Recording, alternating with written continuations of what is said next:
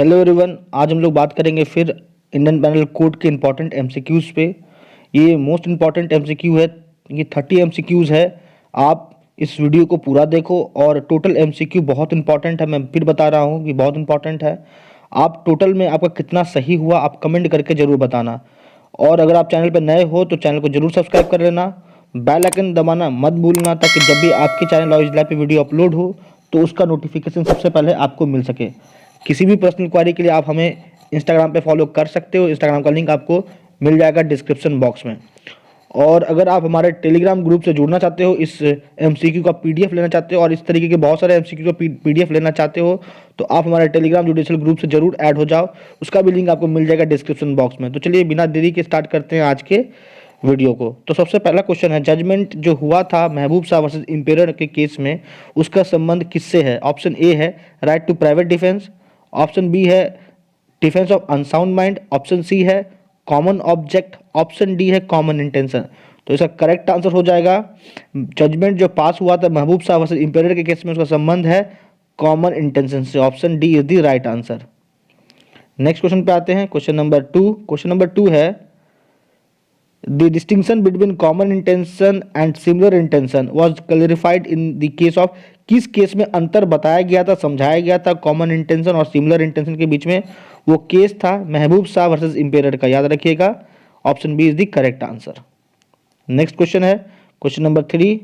Question number 3 कह रहा है, in which of the following cases Lord Sumner said they also serve who stand and wait. किस केस में ये कथन लॉर्ड समनर ने दिया था? वो केस था वीरेंद्र कुमार घोष वर्सेस इंपेरियर का। ऑप्शन सी जो है करेक्ट आंसर हो जाएगा इसका। सभी बहुत इंपॉर्टेंट क्वेश्चन से आप इसे याद करते चलिए, याद ही कर लीजिए मैं कहूँगा। देखिए चौथा नंबर क्वेश्चन है, A intentionally causes B death partly by illegally omitting to give B food and partly by beating, A has committed the offence of. अब ए यहाँ पे इरादतन बी का डेथ किया है। कैसे? तो पार्टली गैर इलीगली तरीके से उसको खाना नहीं देके, और दूसरा कि उसको बीट भी किया है और इस कारण से ए की मृत्यु हो गई। तो वो जो डेथ है क्या माना जाएगा? Option A culpable homicide, B murder, C grievous hurt और डी डेथ हर्ट। तो यहाँ पे जो करेक्ट आंसर हो जाएगा वो हो जाएगा मर्डर। आपको इसका इलस्ट्रेशन भी दिख जाएगा सेक्शन 36 में इंडियन पैनल कोड का। नेक्स्ट क्वेश्चन है, देखिए नेक्स्ट क्वेश्चन है, which of the following sections of the Indian panel code defines voluntarily. Voluntarily जो शब्द है वो इंडियन पैनल कोड के किस सेक्शन में है डिफाइन? तो सेक्शन 39 में। Option A is the correct answer. Next question आते हैं, क्वेश्चन नंबर 6 कह रहा है कि जो सेक्शन किस सेक्शन में ऑफेंस को डिफाइन किया गया है? तो वो है section 40। Option B is the correct answer. Next question पे आते हैं, question number 7।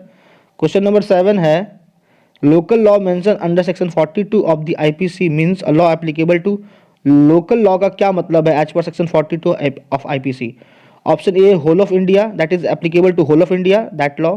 Option B a particular part of India, option C any part of India, option D none of the above.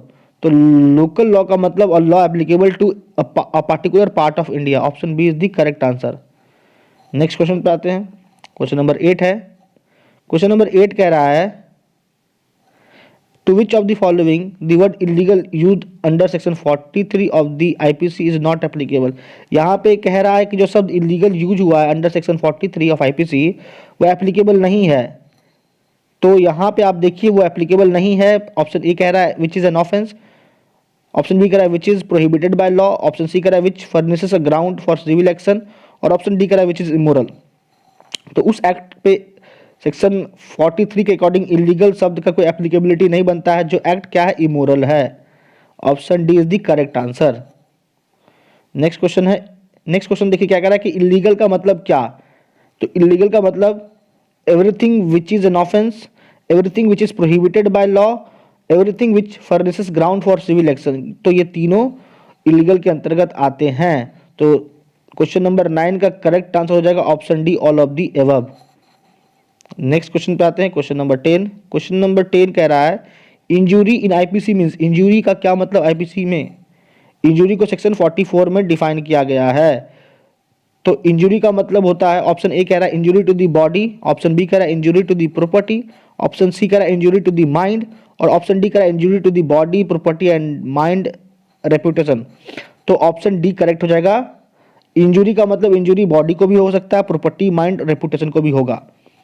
Next question पे आते हैं, question number 11 है। Question number 11 कह रहा है under section 45 IPC life denotes, life का मतलब क्या as per section 45 of IPC. Option A है life of the human being, option B life of an animal, option C life of human being and animal, option D life of either human or animal. तो correct answer हो जाएगा इसका 45 के according जो life है उसका मतलब life of human being, option A is the right answer, option A correct हो जाएगा इसका। नेक्स्ट क्वेश्चन है क्वेश्चन नंबर 12। क्वेश्चन नंबर 12 कह रहा है according to section 52 of the IPC nothing is said to be done. देखिए यहाँ क्या कह रहा है, nothing is said to be done in good faith. तो आपको एक समझ में आ जाना चाहिए कि गुड फेथ को किस सेक्शन में डिफाइन किया गया है, सेक्शन 52 में आईपीसी का। और believe in good faith which is done और believe without, option A due care और diligence, option B due attention और bona fide, option C due care और अटेंशन, और ऑप्शन डी है ड्यू डिलीजेंस और बोनाफाइड। तो यहाँ पे कह रहा है कि कुछ नहीं माना जाएगा किया गया गुड फेथ में है अगर वो किया गया विदाउट ड्यू केयर और डिलीजेंस। तो यहाँ पे इसका करेक्ट हो जाएगा, क्योंकि यहाँ पे कह रहा है विदाउट, तो यहाँ पे इसका करेक्ट हो जाएगा none of the above, option is the right answer. क्योंकि हम कुछ भी अगर बोनाफाइडली करते हैं तो हम with subject to diligence, bona fide, attention के साथ करते हैं, इसलिए यहाँ पे हो जाएगा none of the above. Next question है क्वेश्चन नंबर 13। गुड फेथ को जैसे देखिए कहाँ किस सेक्शन में डिफाइन किया गया है, आपको पता ही है कि गुड फेथ को डिफाइन किया गया है सेक्शन 52 में आईपीसी। नेक्स्ट क्वेश्चन देखते हैं under which of the following section of the IPC harbouring को किस सेक्शन में डिफाइन किया गया है। तो हार्बरिंग को डिफाइन किया गया है सेक्शन 52A में, option A is the correct answer. Next question है क्वेश्चन नंबर 15। क्वेश्चन नंबर 15 कह रहा है how many types of punishments are provided prescribed in the IPC. कितने प्रकार के पनिशमेंट का जिक्र है इंडियन पेनल कोड में। ऑप्शन ए कह रहा है 5, option B 6, option C 7, option D 4। तो ऑप्शन ए हो जाएगा करेक्ट आंसर, 5 प्रकार का पनिशमेंट का जिक्र है आईपीसी में। नेक्स्ट क्वेश्चन आते हैं क्वेश्चन नंबर 16। क्वेश्चन नंबर 16 कह रहा है which of the following punishment is not in existence under the provisions of the Indian penal code. कौन सा पनिशमेंट अब अस्तित्व में नहीं है इंडियन पेनल कोड के according. Option A imprisonment for life, ये है, फॉर फ्यूचर ऑफ प्रॉपर्टी भी है, फाइन भी है, तो नहीं है कौन, ट्रांसपोर्टेशन फॉर लाइफ जो एक प्रकार का पनिशमेंट था वो अब अस्तित्व में नहीं है आईपीसी में। क्वेश्चन नंबर 17 पे आते हैं। क्वेश्चन नंबर 17 कह रहा है in which of the following cases the imprisonment must be simple होना चाहिए। इन तीनों अपराधों में इम्प्रिजनमेंट जो होगा वो सिंपल ही होगा। Refusing to take oath, disobedience to an order duly promulgated by a public servant, wrongful restraint. ये तीनों जो ऑफेंस है इसमें जो इम्प्रिजनमेंट होगा वो सिंपल ही होगा। All of the above is the correct answer. Next question आते हैं। नेक्स्ट क्वेश्चन है क्वेश्चन नंबर 18। क्वेश्चन नंबर 18 है according to the honourable Supreme Court if a particular offence carries mandatory sentence of imprisonment a company, option A can not be prosecuted for such offence, B can be prosecuted however cannot be imprisoned, C option C कह रहा है can be convicted and can be find, option D कह रहा है can be convicted and directors can be imprisoned।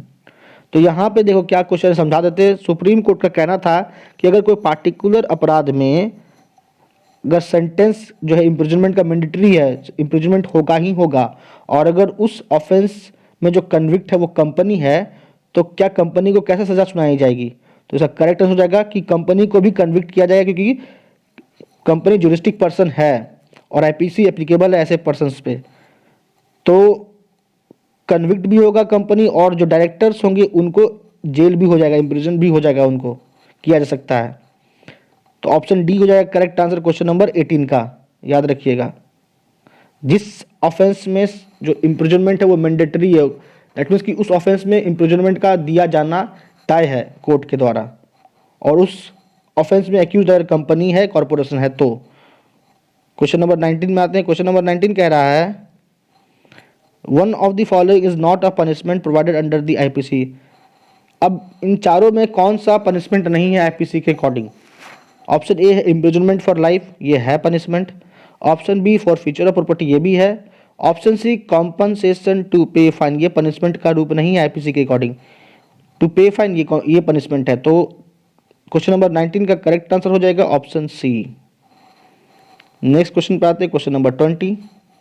Question number 20 कह रहा है which among the following relates to capital punishment. Capital punishment से हम किसे संबोधित करते हैं? तो सेंटेंस ऑफ डेथ को संबोधित करते हैं, डिनोट करते हैं। Option A is the correct answer. Next question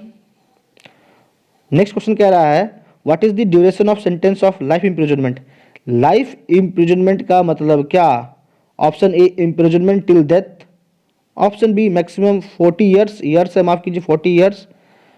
option C maximum 20 years. और डी कह रहा है depends on conduct of the accused. तो लाइफ इम्प्रिजनमेंट का मतलब होता है ऑफेंडर का whole life, that means imprisonment till death. Option A is the correct answer.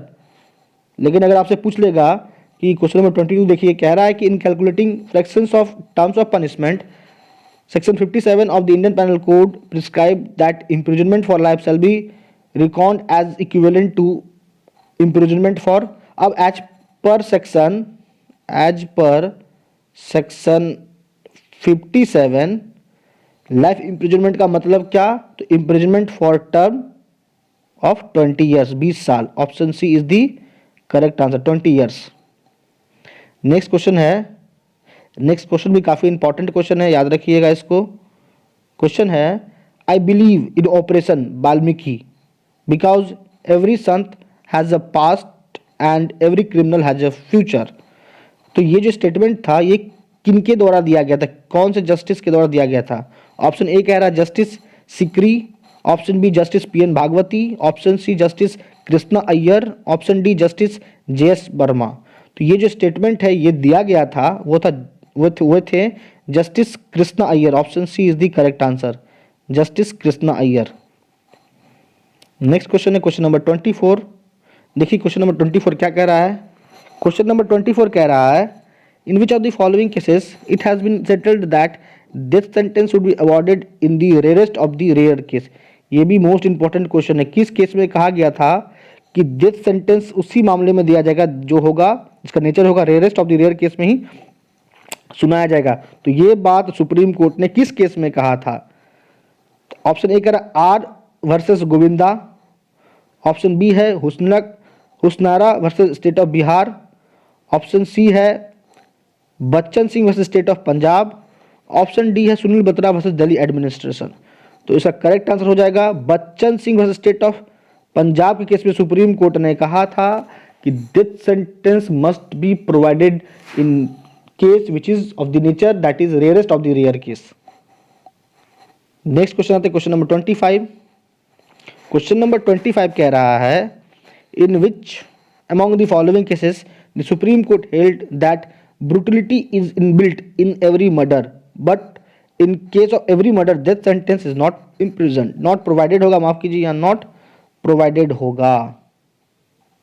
देखिए क्वेश्चन क्या कह रहा है। क्वेश्चन कह रहा है कि सुप्रीम कोर्ट आखिर इस किस केस में ये कहा था, कौन क्या बात कि हर मर्डर क्या होता है, एक ब्रूटल इन नेचर होता है, हर मर्डर एक हीनियस इन नेचर होता है, लेकिन हर मर्डर के लिए, माफ कीजिए, हर मर्डर के लिए हम डेथ सेंटेंस नहीं सुना सकते हैं।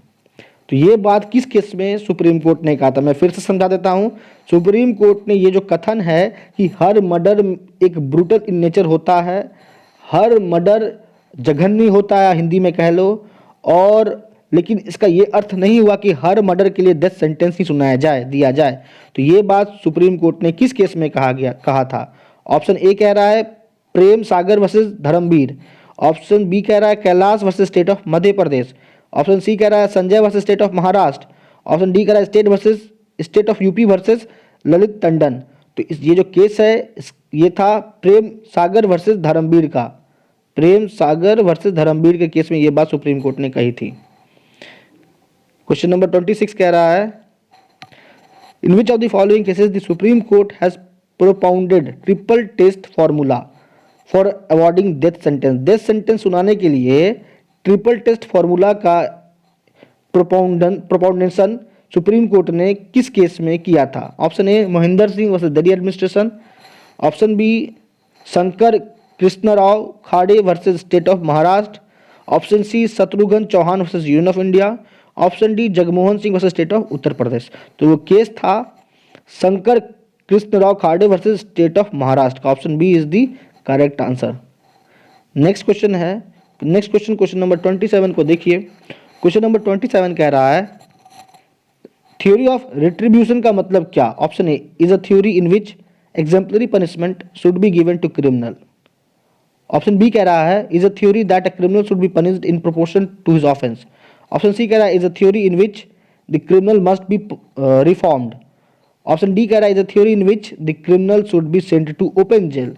तो थ्योरी ऑफ रिट्रीब्यूशन के अकॉर्डिंग ऑप्शन बी जो है करेक्ट हो जाएगा answer. Is a theory that a criminal should be punished in proportion to his offence, जितना उसने ऑफेंस किया है उसको उतना ही सजा होगा, यही कहता है theory of retribution. Option B is the correct answer. Next question पे आते हैं, क्वेश्चन नंबर 28। क्वेश्चन नंबर 28 है कि आईपीसी में जो पावर है commutation of sentence of death का वो किसमें निहित है? Option A the president of India, option be the government of the state, option see the appropriate government, option D all of the above. तो correct answer हो जाएगा appropriate government. वो central government भी हो सकता है, स्टेट गवर्नमेंट भी हो सकता है। सेक्शन 55A में डिफाइन किया गया एप्रोप्रिएट गवर्नमेंट को आईपीसी का। तो कम्यूटेशन ऑफ डेथ सेंटेंस का पावर एप्रोप्रिएट गवर्नमेंट के पास है। Option C is the correct answer. Next question number 29 में आते हैं।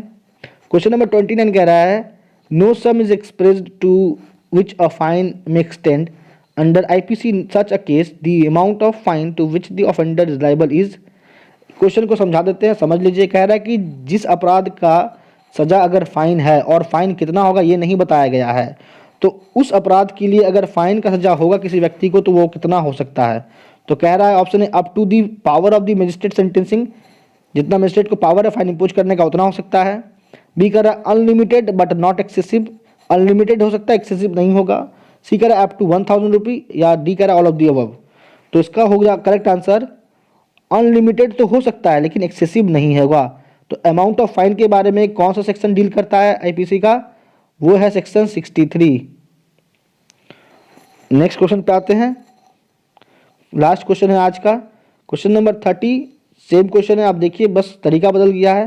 क्वेश्चन 30 कह रहा है under section 63 of the Indian penal code where no sum is expressed to which a fine may extend then the amount of fine to which the offender is liable is prescribed as. Same question है question number 29 का। बस इसका answer हो जाएगा कि ऐसे मामलों में जो फाइन होता है इम्पोज वो अनलिमिटेड तो हो सकता है लेकिन एक्सेसिव नहीं होगा। Option D is the correct answer. Question amount of fine का जिक्र सेक्शन 63 में किया गया है आईपीसी का। तो दोस्तों आज इस वीडियो में इतना ही। अगर आपको इसका पीडीएफ चाहिए तो आप हमारे टेलीग्राम ग्रुप से जरूर ऐड हो जाना, और किसी भी पर्सनल क्वारी के लिए आप हमें इंस्टाग्राम पे आप फॉलो जरूर कर लो। इंस्टाग्राम का लिंक और टेलीग्राम का लिंक मिल जाएगा आपको डिस्क्रिप्शन बॉक्स में। तो दोस्तों आज वीडियो में इतना ही। आपका अब तक हमारे साथ बने रहने के लिए बहुत बहुत धन्यवाद।